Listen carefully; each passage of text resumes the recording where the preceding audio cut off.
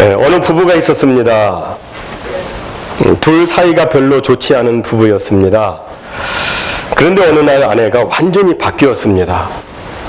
전에는 꼴도 보기 싫다고 하고 손 닿는 것조차도 싫어했던 아내였는데 이제 아내는 완전히 바뀌어서 적극적으로 남편한테 마사지도 해주고 부드럽게 만져주기도 하고 목욕도 시켜주고 밥도 먹여주고 그렇게 바뀐 겁니다. 남편이 너무 황홀해졌습니다. 저희 집 얘기하는 것 같습니까? 하루는 부인이 외출을 하고 남편 혼자 집에 있는데 요새 아내가 자기한테 너무나도 잘해주니까 이에 대한 보답으로 이제 집안 청소를 시작했습니다. 그러다 우연히 아내의 화장대 서랍 안에서 책 한 권을 보게 됩니다. 그런데 그 책을 보고 남편이 깜짝 놀랐습니다. 왜냐하면 그 책의 제목이 개 키우는 법이었기 때문입니다. 아마도 그 부인에게는 남편이 온갖 인상을 쓰며 화를 내고 소리를 버럭버럭 지르고 하는 모습이 남편으로 보이는 게 아니라 사나운 개처럼 보였던 것 같습니다.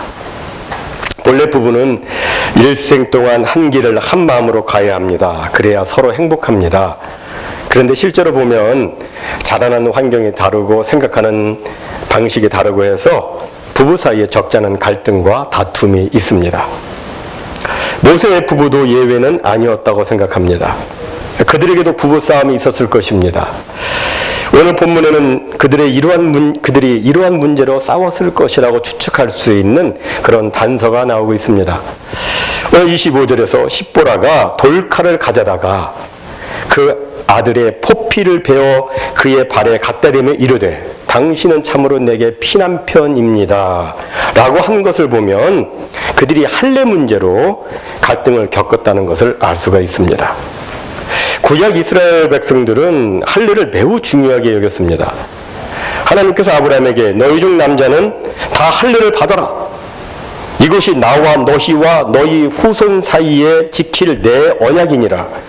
너희는 양피를 베어라. 이것이 나와 너희 사이의 언약의 표징이니라. 대대로 남자는 난지 8일 만에 할례를 받을 것이라. 이렇게 말씀하시고 난 이후로 이스라엘 백성들은 계속해서 할례를 시행했습니다. 모세도 예외는 아니었습니다. 모세가 비록 애굽 왕궁에서 40년을 보내었지만 애굽 왕궁에 들어가기 전에 이미 그는 할례를 받았습니다. 그리고 그의 생모지만 유모로서 그를 키웠던 어머니 요게벳을 통해서 모세는 할례의 의미와 중요성을 배워 익히 알고 있었습니다. 그런데 그런 그가 그의 둘째 아들 엘리에셀에게 할례를 행하지 않았던 것입니다. 그가 할례를 행하지 않았던 이유는 아마도 아내 십보라의 심한 반대 때문이 아니었겠는가 이렇게 추측을 하게 됩니다. 일단 모세의 아내 십보라는 이스라엘 히브리인이 아닙니다. 미디안 여인이었습니다. 할례에 대해서 들은 바가 없습니다. 아는 바가 없습니다. 할례의 의무, 중요성 이런 거 잘 모릅니다. 그런 중에 애굽에서 살인을 저지르고 미디안 땅에 숨어든 이 모세와 결혼을 합니다. 그리고 첫째 아들 게르솜을 낳죠. 그런데 난지 8일 만에 모세가 이 아이한테 할례를 행하는 거예요. 돌칼로 할례를 행합니다. 이것을 딱 보게 되었어요. 아기가 그냥 자지러지게 울고 막 피 범벅이 되고 며칠 동안 아기는 막 열이 올라와서 끙끙 앓고 이런 장면을 목격하면서 십보라는 할례에 대해서 심한 거부 반응을 갖게 되었습니다. 이거는 도저히 해서는 안 되겠다. 그래서 둘째 아들 엘리에셀이 태어났을 때는 이 아기한테는 절대로 할례를 시킬 수 없다고 이렇게 남편과 각을 세웠습니다. 아내가 결사적으로는 안 된다고 하니까 모세도 이제 어쩔 수 없이 할례하는 것을 포기했습니다. 그런 와중에 하나님께서 모세를 부르십니다. 애굽에 있는 이스라엘 민족을 구원하라는 소명을 주셨습니다. 그 소명을 받고 모세가 애굽으로 내려가는데 출발한 지 얼마 안 돼가지고 큰 일이 벌어집니다. 갑자기 하나님께서 모세에게 나타나셔서 이 모세를 죽이려고 하신 것입니다. 이 부분이 성경에 자세히 언급되어 있지 않아서 정확히는 우리가 알 수 없지만 아마 그때 모세는 중병에 걸려서 사경을 헤맨 것이 아니겠는가 짐작할 수 있습니다. 그렇다면 정말 이상하죠. 왜냐하면 하나님께서 모세에게 소명을 주셨을 때 모세가 고분고분 따른 게 아니었기 때문입니다. 우리가 아는 대로 모세는 어땠어요? 자기는 애굽에 못 가겠다고 이렇게 버텼습니다. 그러는 걸 하나님이 이렇게 저렇게 막 설득을 하시죠. 그래도 나는 못 갑니다 막 하니까 하나님께서는 심지어 이적까지 보여주십니다. 어떤 이적을 보여주셨습니까? 지팡이를 딱 던지니까 이 지팡이가 막 뱀이 되고 이 뱀꼬리를 또 잡으니까 다시 지팡이가 되는 이런 이적을 또 보여주셨습니다. 이 손을 품에 넣었다가 딱 빼보니까 악성 흰 문둥병이 발하고 다시 넣었다가 빼니까 정상이 되는 그런 이적을 하나님께서 보여주셨습니다. 그래도 모세는 나 안 간다고 그러는 거예요. 나 못 갑니다. 나는 말을 잘 못해서 못 갑니다. 버팅겼습니다. 그러니까 하나님께서 말 잘하는 형 네 아론을 붙여줄 테니까 가라. 그리고 내가 너와 친히 동행해 주겠다. 이렇게 하나님께서 약속을 해 주셨습니다. 이런 과정을 거치고 난 다음에 비로소 이제 모세가 정 그러시다면 그냥 갑니다. 저는 하는 거 없습니다. 다 알아서 하셔야 됩니다. 뭐 그런 마음으로 갔겠죠. 그런데 그렇게 공을 다 들여놓고 난 다음에 이제 와서 하나님께서 모세를 죽이려 하시다니 정말 이해가 되지를 않습니다. 그럼 여러분 왜 하나님께서는 이처럼 이해가 안 되는 일을 굳이 하셨을까요? 그것은 모세가 할례의 명령을 이행하지 않았기 때문이었습니다. 우리는 이 사건을 보면서 이 할례가 이스라엘 백성들에게만 중요한 것이 아니라 하나님께도 중요하다는 것을 알 수가 있습니다. 어떤 면에서 보면 하나님은 모세의 사명보다 할례를 더 중요하게 여기셨습니다. 그래서 할례 때문에 사명 갖고 떠나는 모세를 죽이려고 했던 것입니다. 그럼 도대체 할례의 어떤 면 때문에 하나님께서는 그리 행하셨을까요? 그것은 할례에 담긴 의미를 알면 쉽게 이해를 할 수 있습니다. 여러분, 할례가 무엇입니까? 할례는 한마디로 하나님의 백성됨의 표시입니다. 할례는 오늘날의 포경수술과 유사하지만 다른 점이 있습니다. 뭐가 다릅니까? 오늘날의 포경수술은 위생적인 차원에서 하지만 구약 당시에는 종교적인 차원에서 했다고 하는 것입니다. 할례는 하나님의 백성이 되었다는 언약의 표시로 몸에 지니고 다니는 징표였습니다. 그래서 구약에서는 할례를 하나님 백성의 신분 확인의 근거로 삼았습니다. 할례가 있으면 하나님의 백성이고 할례 없으면 이건 이방인이고 이렇게 딱 신분의 확인을 그것으로 했습니다. 그런데 명세기 애굽으로 하나님의 백성을 구원하러 가고 있는 모세가 가장 기본적인 할례조차 이행하지 않았다니 이것은 도저히 묵과할 수 없는 일이었습니다. 그래서 하나님께서는 그 모세를 사경에 집어넣으시고 할례를 극구 반대했던 십보라를 통해서 기어코 할례를 하게 하신 것입니다. 이것은 무엇을 말해줍니까? 할례를 통해 하나님의 백성됨을 먼저 확인하지 않으면 사명이고 뭐고 다 필요 없다는 것입니다. 정말 그렇죠. 우리도 구원받은 게 확실해야 하나님의 백성된 게 확실해야 그 다음 사명을 행하는 게 의미가 있습니다. 아무리 도네이션을 많이 하고 아무리 큰 일을 해도 하나님의 백성된 게 불확실하다면 그건 아무것도 아닙니다. 이렇듯 할례는 매우 중요한데 그런데 문제는 이스라엘 역사를 보면 사람들이 할례를 형식적으로 기계적으로 행했다는 것입니다. 본래 할례는 하나님과 그의 언약에 대한 믿음을 근거로 해서 받는 것입니다. 믿음 없이 할례 받는 것 이거 아무 소용이 없습니다. 그래서 성경을 보면 믿음이 빠진 형식적 할례를 하지 말아라. 할례는 마음에 하는 것이다. 마음으로 진정 믿고 해야 된다. 표면적 유대인이 아니요 육신적 할례가 아니라 오직 이면적 유대인이며 할례는 마음에 하는 것이다. 너희 마음 가죽을 베어라. 이것이 진짜 할례다. 이렇게 성경은 지적하고 있는 것입니다. 이것은 오늘날에도 마찬가지입니다. 오늘날 신약시대에는 더 이상 종교적인 이유로 할례를 행하지 않습니다. 오늘날에는 할례 대신에 세례를 행합니다. 그런데 세례를 행할 때도 중요한 것이 있는데 그것이 뭐냐면 그건 바로 믿음입니다. 갈라디아서 5장 6절은 말씀합니다. 그리스도 예수 안에서는 할례나 무할례나 효력이 없으되 사랑으로서 역사하는 믿음뿐이니라. 믿음밖에 없다고, 믿음이 중요하다고, 예? 이렇게 성경은 말씀합니다. 믿음이라고 말씀합니다. 골로새서 2장 11절 12절에 보니까 또 그 안에서 너희가 손으로 하지 아니한 할례를 받았으니 곧 육의 몸을 벗는 것이요 그리스도의 할례니라. 너희가 세례로 그리스도와 함께 장사되고 또 죽은 자들 가운데서 그를 일으키신 하나님의 역사를 믿음으로 말미암아 그 안에서 함께 일으키심을 받았느니라. 이렇게 말씀하고 있습니다. 믿음이 중요하다는 거예요. 믿음이 중요합니다.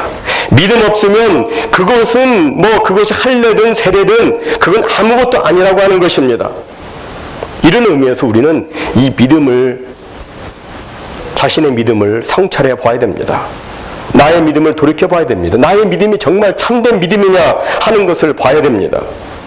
그런데 사실 믿음이라고 하는 것 이거 눈에 보이지 않습니다. 마음의 할례, 마음의 세례 이걸 어떻게 볼 수 있습니까? 믿음은 자기 자신과 하나님만이 아는 거예요. 나 믿음 있다고 해도 다른 사람 인정해 주지 않습니다. 그것 가지고서는 안 되는 거예요.